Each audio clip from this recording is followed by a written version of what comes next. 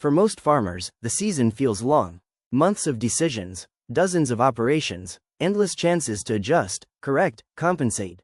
From planting to harvest, the field becomes a moving system, reacting to weather, inputs, and management.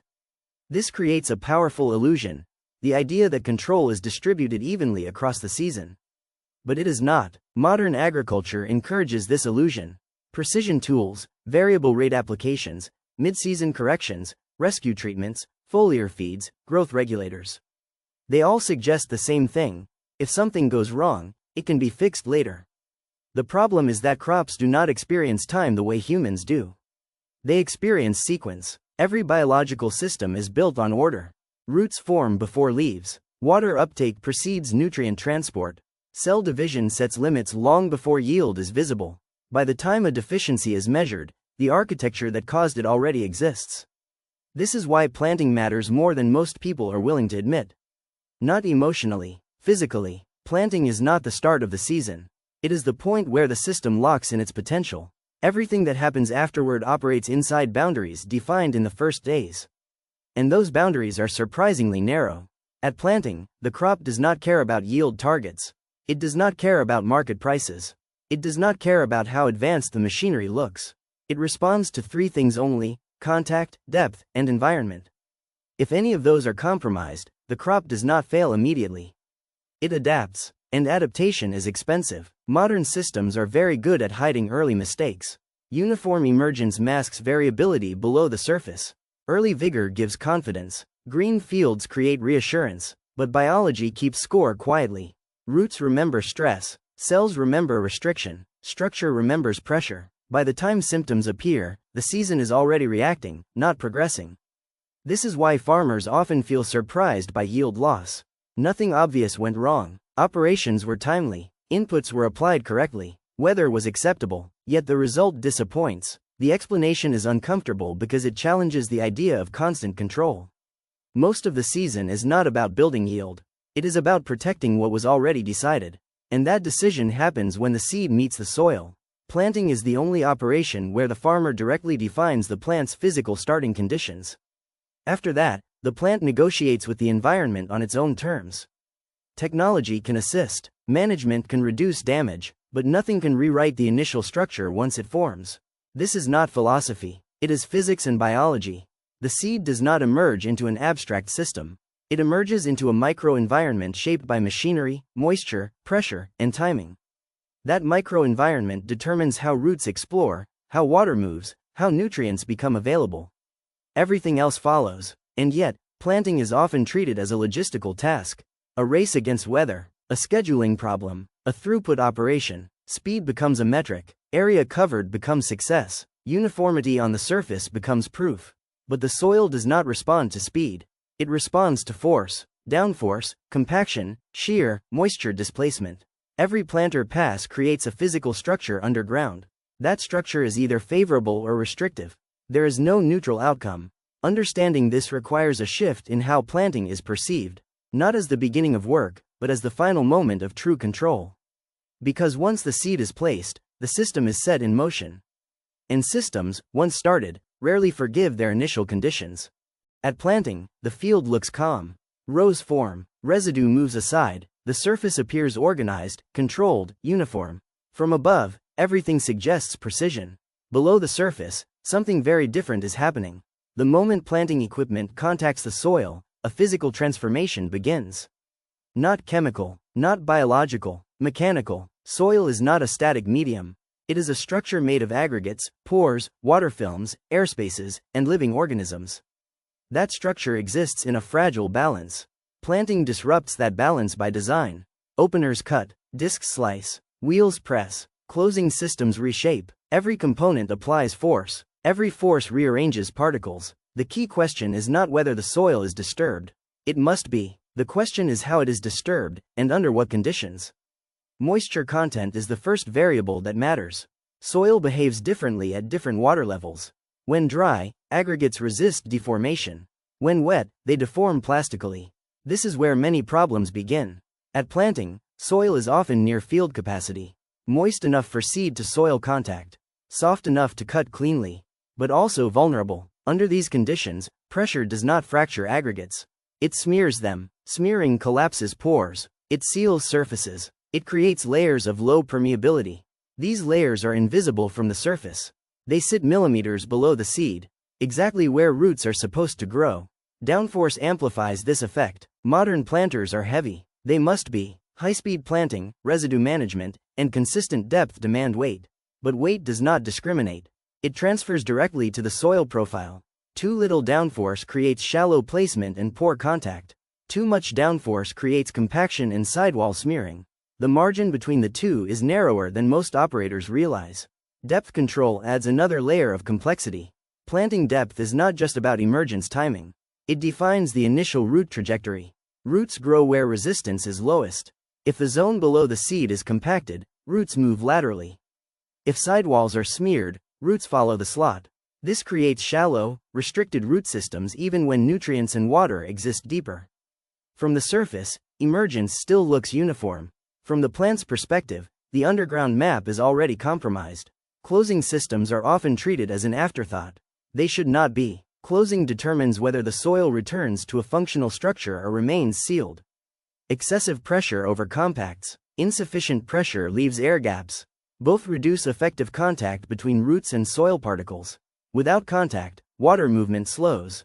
Nutrient diffusion weakens. Microbial interaction decreases. The seedling adapts by allocating more energy to survival and less to expansion. This adaptation is permanent. Once early root architecture is set, it rarely resets fully. Later growth builds on what already exists. Another overlooked factor is traffic distribution. Planting often occurs during narrow weather windows. Speed increases. Passes overlap. Headlands receive repeated load. These zones experience compounded pressure. They form patterns of restriction that persist all season. Yield maps often reveal this later. But by then, the cause is long gone. The soil does not forget. Temperature interacts with all of this. Cold soil slows cell division. Warm soil accelerates it. If physical restriction coincides with suboptimal temperature, stress compounds. Roots not only struggle to penetrate but also to metabolize efficiently. The plant responds by shortening internodes, limiting leaf expansion, and reducing early biomass. Again, these effects are subtle. They do not trigger alarms. They do not look like failure. They look like normal variation. Modern agriculture has learned to normalize this variation, averaging it out, managing around it, but normalization does not eliminate cost. It hides it. Every compromised pore reduces oxygen diffusion. Every smeared surface reduces infiltration. Every restricted root increases dependency on surface moisture and applied nutrients. Later in the season, this shows up as drought sensitivity, nutrient inefficiency, and yield instability. The planting operation created these conditions. Not intentionally, not negligently, but inevitably, if the system is not managed with physical reality in mind. The soil at planting is not just a medium for seed placement. It is the foundation of the entire season's function. Once that foundation is altered, everything built on top must compensate. And compensation always costs more than prevention. At planting, mistakes are rarely dramatic. There is no visible failure, no immediate collapse, no warning signal strong enough to stop the operation. That is exactly why they are so dangerous. Most planting errors are measured in millimeters and seconds. A fraction of depth, a slight change in pressure, a short delay in soil warming, a narrow moisture window missed by a few hours. Individually, these errors look insignificant. Collectively, they define the ceiling of the season. Agriculture tends to focus on averages. Average depth, average spacing, average emergence, but plants do not grow in averages. They grow in specific microconditions. When planting depth varies, even slightly, emergence becomes asynchronous. One plant breaks the surface earlier. Another follows days later. That delay is not cosmetic. Early emerging plants establish dominance. They intercept more light. They access water first. They occupy physical space. Late plants never fully catch up. They survive, but they do not compete. Yield loss does not come from plant death. It comes from unequal opportunity. This is why uniformity matters more than population. 10% uneven emergence can reduce yield more than 10% fewer plants. And uneven emergence often begins with inconsistent depth or contact. Sidewall compaction creates another silent error. Roots encountering resistance do not push harder. They redirect. Instead of exploring vertically, they follow the path of least resistance. along the seed slot, horizontally near the surface. This changes how the plant accesses water. Shallow roots rely on frequent rainfall. They suffer first during dry periods. They also absorb nutrients differently, often inefficiently. Later in the season, this leads to symptoms that look nutritional. But the root cause is physical. Producers respond with foliar applications, rescue fertilization, or growth stimulants. These interventions treat symptoms, not structure. They increase cost without fixing the limitation. Another common error is planting into soil that looks ready but is not structurally stable. Surface conditions can be deceptive. A firm top layer may hide plastic soil beneath. When closing wheels compress this layer, they create a sealed zone above the seed. Water infiltration slows, gas exchange drops. The seedling emerges, but root respiration is restricted. This does not kill the plant. It slows it. Slower early growth shortens the effective growing window. Even if weather later improves, time lost cannot be recovered. Plants do not accelerate to compensate. They operate within biological limits. Timing errors amplify all of this. Planting too early exposes seeds to cold stress. Cell division slows. Enzyme activity drops. Roots form more slowly. If physical resistance exists at the same time, the effect compounds. Planting too late avoids cold stress but shortens the season. The plant rushes development. Root systems are smaller. Water and nutrient uptake become limiting earlier. In both cases, the system pays a price. Spacing errors create their own cascade. High-speed planting increases the risk of skips and doubles. Modern meters are excellent, but not infallible. Doubles increase competition. Skips waste potential. The field may still look full, but efficiency drops. Plants in crowded zones invest more energy in competition and less in reproduction. Plants near skips cannot fully compensate because root exploration takes time. Again, the loss is distributed. Invisible, normalized. One of the most underestimated consequences of small planting errors is stress memory. Plants record early stress at the cellular level. Hormonal signaling changes. Growth patterns adjust. A plant that experiences restriction early becomes more conservative. It limits expansion even when conditions improve. This is not theory. It is observed across crops and environments. Early stress reduces the plant's willingness to invest in yield structures later. The potential was never built. By mid-season, this shows up as reduced kernel count, smaller ears, fewer pods, or lighter grain. At that point, no input can rebuild what was never formed. Management then shifts into mitigation mode, protecting what remains, reducing losses, but the opportunity cost is already locked in. This is why many seasons feel disappointing without a clear failure point. Nothing went wrong enough to blame. Everything went right enough to continue. The real damage happened quietly, early, and permanently. Small errors at planting do not announce themselves. They distribute themselves across the season. They show up as lower efficiency, higher sensitivity, and tighter margins. And because they are subtle, they repeat year after year. The system learns to live with loss instead of preventing it. That is the most expensive outcome of all. Modern agriculture believes deeply in correction. If something goes wrong, there is always a tool, a product, or a system designed to compensate. Variable rate application, mid-season fertilization, foliar feeding, growth regulators, precision irrigation, decision support software. Each one promises control after the fact. This belief is not irrational. Technology has solved many real problems in farming, but it has also created a dangerous assumption that early mistakes are reversible. They are not. Most agricultural technologies operate on flows: nutrient flow, water flow, information flow. They optimize what moves through a system, but planting errors are structural. They shape the system itself. Structure does not respond to optimization. It responds to physics. A compacted layer does not disappear because a sensor detects stress. A restricted root zone does not expand because fertilizer rates are adjusted. A shortened internode does not lengthen because data arrives faster. Technology can only work within the architecture that already exists. This is why mid-season interventions often feel disappointing. They improve appearance. They stabilize color. They reduce visible stress, but they rarely recover lost potential. Variable rate fertilizer is a good example. It can redistribute nutrients based on yield zones. It can correct chemical imbalances, but it cannot force roots into compacted soil. It cannot reopen collapsed pores.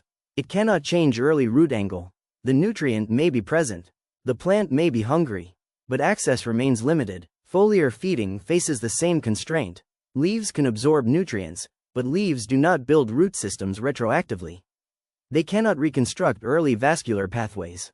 The plant uses foliar nutrients defensively, not architecturally. Growth regulators promise balance. They can adjust hormonal signals. They can reduce lodging. They can synchronize development, but they cannot create missing nodes. They cannot add reproductive sites that were never initiated. Irrigation is often treated as the ultimate fix. Water, after all, solves many problems. But irrigation exposes early structural errors brutally. Shallow roots benefit initially, until water application stops or demand spikes. Then failure accelerates. Plants with restricted root systems are dependent on frequent, shallow moisture. They do not buffer stress well. They do not explore depth efficiently. Irrigation becomes a crutch instead of a resilience tool. Even advanced analytics suffer from the same limitation. Data describes reality. It does not alter it. Sensors can detect stress earlier. Models can predict yield loss sooner. Alerts can arrive faster, but detection is not correction. The system still operates within the physical constraints set at planting. This is where modern farming often confuses management with control. Management can guide outcomes. Control suggests override. Biological systems resist override. They respond to conditions, not intentions. This explains a common frustration among high-input producers. More precision, more data, more intervention, and yet, diminishing returns. Costs rise faster than yields.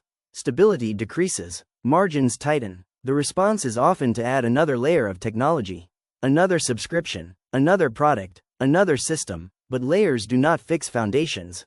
The planting operation defines the foundation. It sets root volume, orientation, and early access to resources. Everything that follows operates inside those limits. Technology can protect yield, it can reduce loss, it can manage variability, but it cannot expand a ceiling that was never built. This is why the most advanced farms in the world obsess over the least glamorous operation. Not because they reject technology, but because they understand where technology actually works. They invest in precision at planting not for appearance, but for physics. They measure force, not just speed. They manage moisture, not just schedules. They know that the most powerful technology is the one that prevents the need for correction. Correction is expensive. Prevention is structural. The industry prefers correction because it is scalable, sellable, and repeatable. Foundations are not. Once planting is done, the opportunity to define structure is gone. From that moment on, technology is negotiating with reality, not designing it. And reality always wins. High-performance farms do not look different because they use more technology. They look different because they treat planting as a structural operation, not a logistical one. The difference is subtle, but decisive. These operations understand something fundamental. You do not optimize planting for speed. You optimize it for consequence. They start with timing, not calendars. Planting dates are guidelines, not commandments. Soil temperature, moisture distribution, and structural stability matter more than urgency. They wait when waiting preserves structure. They move fast only when conditions allow it. This patience is not passive. It is strategic. Before a planter enters the field, these farms already know the soil state. Not from a screen alone, but from physical assessment. Compression, friability, moisture gradients. They test, they dig, they verify. Downforce is treated as a dynamic variable, not a fixed setting. It changes with soil type, residue load, and moisture. Uniform pressure is not the goal. Uniform outcome is. Depth control is calibrated relentlessly. Not just across fields, but within them. High-performance operators accept that variability exists and manage it deliberately. They understand that depth consistency is a biological decision, not a mechanical one. Closing systems receive disproportionate attention. Not because they are complex, but because they finalize structure. These farms adjust closing pressure constantly. They look for aggregation, not compression. They want soil to return to function, not appearance. Traffic management is intentional. Headlands are redesigned. Passes are minimized. Overlap is reduced. They know that the most compacted areas often define the weakest zones later. Yield maps are read backward, not forward. Speed is controlled, not avoided. Controlled. High-speed planting is used when conditions allow precision at speed. Not as a default, not as a performance metric. Uniform emergence is the primary indicator of success. Not planted acres per hour. Not daily coverage. Emergence is monitored obsessively, not days later. Immediately. Variability is flagged early, not normalized. Adjustments are made before patterns repeat. These farms treat planting as the last moment where potential can be created cheaply. Everything after is protection. They do not expect technology to rescue structure. They expect technology to preserve it. This is why their systems look calmer later in the season. Fewer rescue applications, less reactive management, lower sensitivity to weather extremes. Their crops do not need constant intervention because their foundations are stable. This approach does not eliminate risk. Farming will always contain uncertainty, but it changes the nature of risk. Instead of managing fragility, they manage variability. Instead of correcting failure, they protect capacity. The most important insight is this: high-performance farms do not chase yield first. They chase consistency. Yield follows consistency. Consistency follows structure. Structure begins at planting. This reframes the entire season. The farmer's role is not to control outcomes. It is to design starting conditions that allow biology to perform without resistance. Once that decision is made correctly, the rest of the season becomes simpler. Not easier, simpler. Fewer corrections, clearer signals, more predictable responses. The irony is that this approach looks less technological from the outside. Slower, more cautious, less dramatic, but it is far more advanced. Because it respects the limits of biology instead of fighting them. In modern agriculture, the most powerful move is not adding another layer of control. It is knowing when control no longer applies. The season is not decided at harvest. It is not decided mid-season. It is not decided by rescue strategies. It is decided when the seed meets the soil. Everything else is negotiation, and the soil always remembers who set the terms.